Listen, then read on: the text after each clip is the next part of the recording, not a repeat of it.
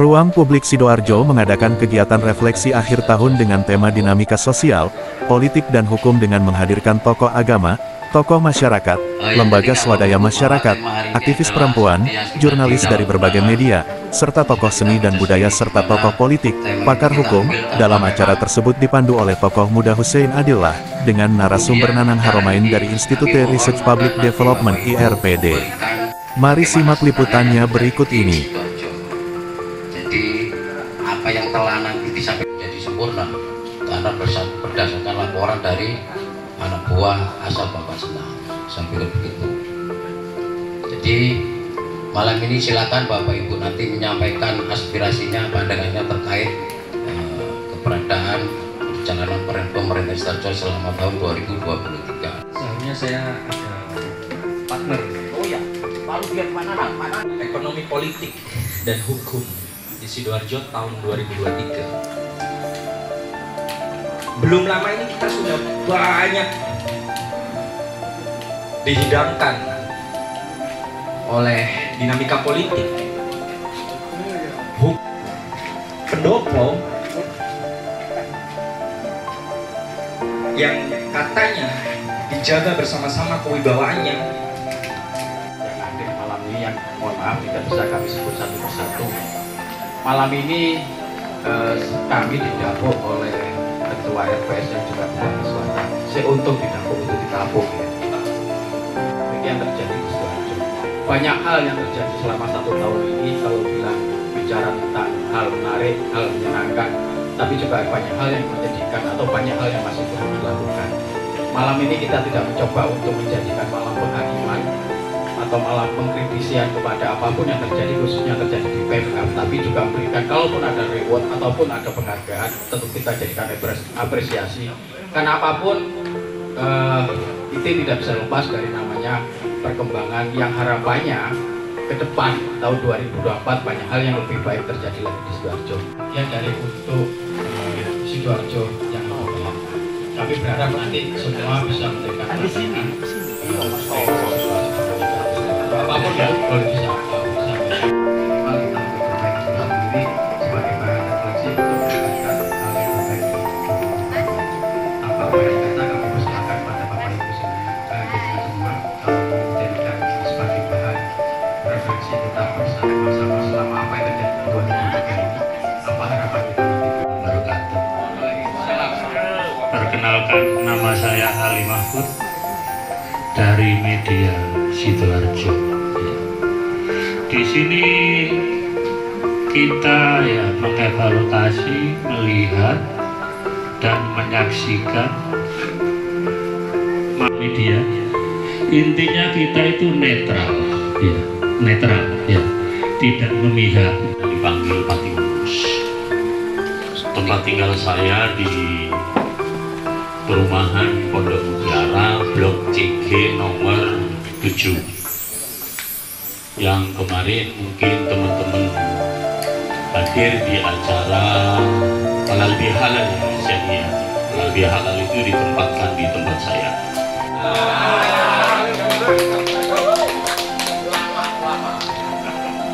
Jadi kita yang merasa sebagai warga Sidoarjo, tentu di forum ini adalah sarana yang luar biasa.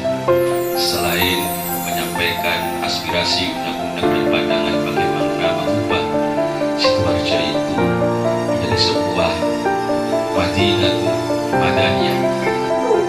Mohon keterangan solusinya, sebab selama ini pengungsi di Wisma Atlet lebih kurang dari 10 tahun. Bukan 10 tahun itu bukan waktu yang sedikit, Bapak Ibu sekalian.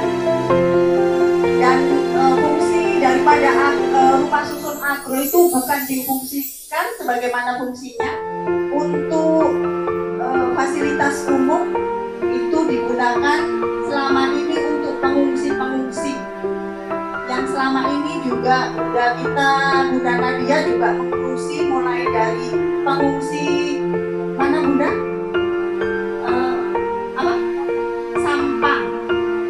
Ibu kita dan publik kita itu melihat mereka itu adalah bule-bule yang datang dari Indonesia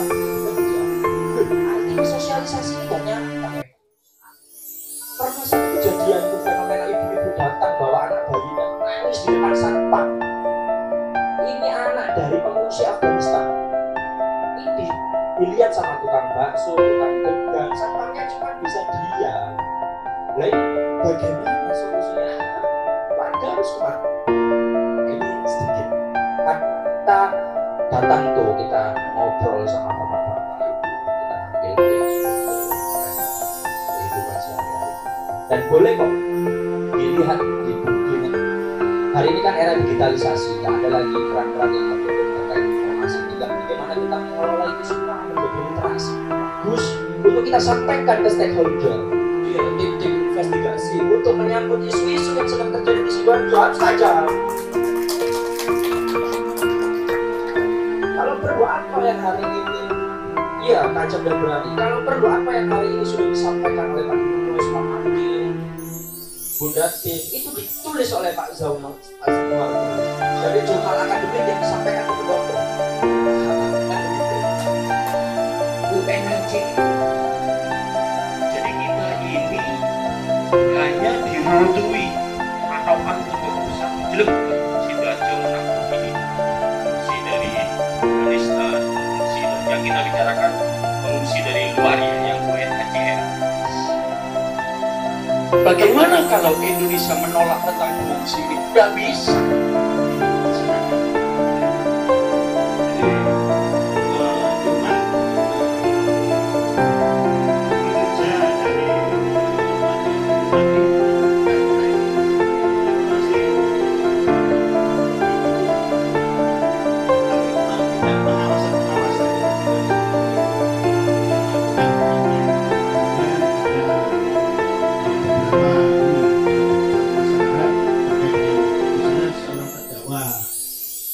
Misalnya Pak Desa sudah ditetapkan sebagai tersangka atau terdakwa, tapi sampai saat ini Bupati tidak memberhentikan.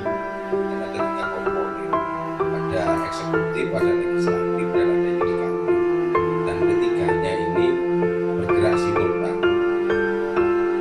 Kalau kemudian kita merucutkan ke Sidoarjo, apa yang mungkin menjadi kritik terhadap eksekutif ini juga tidak lepas dari peran legislatif dan yudikatifnya. Seperti tadi dikatakan Mas Sigit, ini kan Mas Sigit ini LSM yang menurut saya cukup rajin laporan. Lain-lain mungkin yang saya amati adalah sebenarnya pemerintah ini membangun daerah, membangun kota, membangun provinsi katakanlah. Itu sekarang sudah mulai ada payung hukum tentang public-private partnership. Sebagai contoh misalnya, yang kemarin baru dilaksanakan adalah pembangunan dan revitalisasi juga perbaikan PJU penanganan jalan di Sidoarjo yang mengalami. Pertama, kami bisa bertemu saja sudah alhamdulillah open gitu.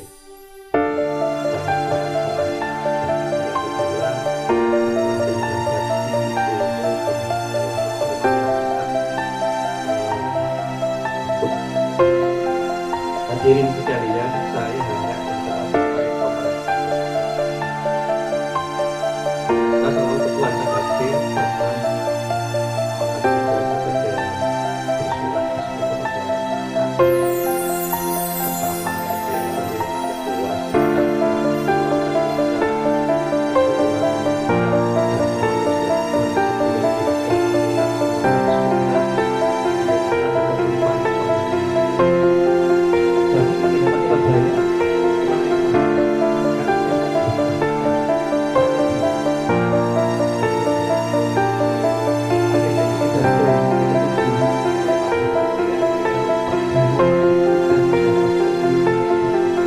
Baik, terima kasih teman-teman media. Di acara ini memang kami gagas sawah di setiap akhir tahun ya, yaitu kita adakan refleksi akhir tahun, di mana refleksi ini adalah dalam rangka untuk menghitung, menilai keberhasilan maupun kekurangan-kekurangan perjalanan pemerintahan di Sidoarjo khususnya. Jadi ini perlu dalam rangka untuk memberikan masukan kepada pemerintah. Ini loh kekurangannya. Kalau kelebihan ya kita sebut tapi tidak kita tonjolkan, tetapi kekurangannya yang harus kita berikan. Karena apa? Penilaian ini, penghitungan ini butuh dari pihak luar, ya, semacam daripada grup RPS ini yang terdiri dari berbagai macam elemen dan orangnya hebat-hebat semua. Kita kumpulkan di malam hari ini, yaitu dalam rangka untuk memberikan masukan, yaitu dalam rangka refleksi akhir tahun ini. Apalagi ini tahun baru dan menjelang hari jadi Kota Sidoarjo. Jadi ini sumbangsi kita kepada pemerintah untuk lebih. Ya. Responnya Pemkab selama ini kan acara seperti ini kan tidak sekali dijaga. Ya. Responnya Pemkab sendiri atas masukan dari RPS seperti apa? Kalau menurut saya, bagi kami yang penting kita ini bersuara bagus, bersuara keras, bersuara tajam. Soal ditindaklanjut atau tidak itu urusan Allah. Ya. Bagi kami kalau ditindaklanjuti ya memang harus ditindaklanjuti karena ini bagian daripada pemikiran kita, sumbangsi kita kepada pemerintah. Jadi kita ini walaupun kritis, tetapi kritis yang membangun, tidak berusaha untuk menggulingkan pemerintah atau untuk menghancurkan pemerintah, tidak. Justru kita ini kelompok yang paling cinta dengan Sidoarjo, walaupun terkadang suara kami tidak didengarkan. Tapi saya yakin di hati mereka masing-masing mengakui, walaupun di dalam syariatnya mereka tidak mengakui. Bukan urusan kita itu. Yang penting kita sebagai warga negara, sebagai khususnya warga Sidoarjo, kita sudah melakukan sesuatu yang terbaik untuk daerahnya sendiri. Itu aja. Apa yang menjadi catatan RPS dari tahun ini? Ya tadi sudah disampaikan di beberapa diskusi tadi yang lebih detail ya, mungkin Mas Nana tadi selaku hostnya ya, itu bisa dijelaskan Mas Nana. Monggo. Oke, terima kasih. RPS sebagai bagian dari civil society, sebagai bagian dari bagian untuk memberikan sumbangsi pemikiran pada Sidoarjo, ini mencoba mengisi ruang kosong yang selama ini di Sidoarjo tidak banyak dilakukan atau jarang atau tidak ditemukan. Bagaimana controlling, memberikan evaluasi, memberikan bagian sumbangsi pemikiran. Kami mencoba mengisi ruang-ruang itu untuk pada akhirnya adalah memberikan yang terbaik untuk Sidoarjo.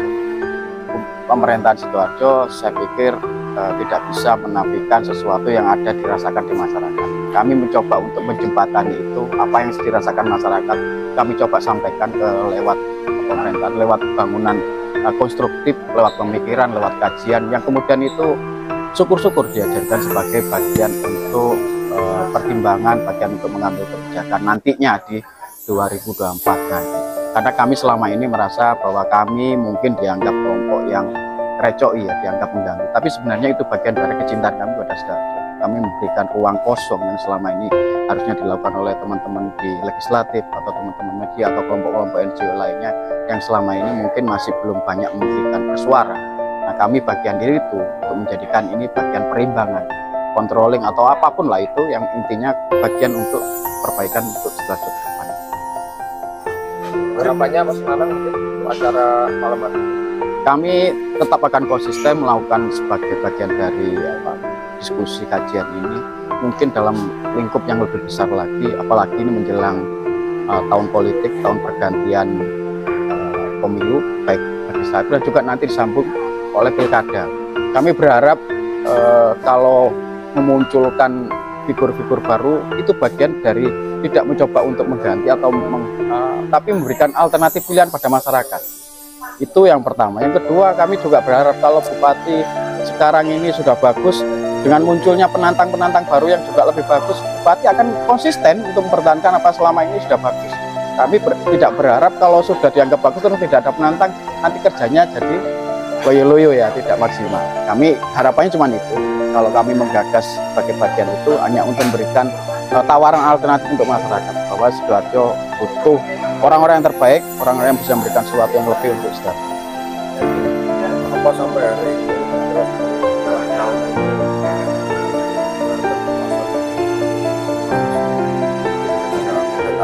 kalau bicara hari ini progresnya luar biasa, kami akui, kami apresiasi terutama untuk infrastruktur ya. selama ini Sidoarjo sangat dikenal dengan kota macet, dengan pembangunan flyover yang 3, yang mega proyek yang diresmikan dan sudah diuji cobakan, itu sudah memberikan sedikit solusi untuk masyarakat Sidoarjo. Tapi sebenarnya masih banyak potensi Sidoarjo yang lainnya yang bisa dilakukan. Nah, kami berharap kalau Bupati itu bisa memaksimalkan, mungkin bisa mengejar ketinggalan dengan Surabaya atau minimal lah mendekati Surabaya. Karena sebenarnya potensi dengan PAD yang luar biasa, Sidoarjo bisa berlari lebih cepat. Nah, harapan kami itu bagian yang bisa kami lakukan sebagai Sidoarjo untuk memberikan masukan kepada Bupati Sidoarjo.